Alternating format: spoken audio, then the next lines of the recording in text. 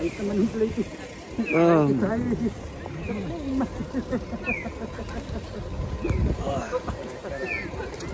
Try natin. Yan. Ponchi.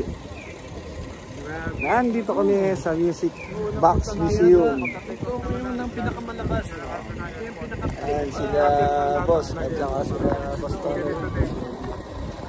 So kami lima lang yung pumunta dito sa Music Box Museum. At nagtinantay na lang namin yung mga kasama namin na sunduin kami dito.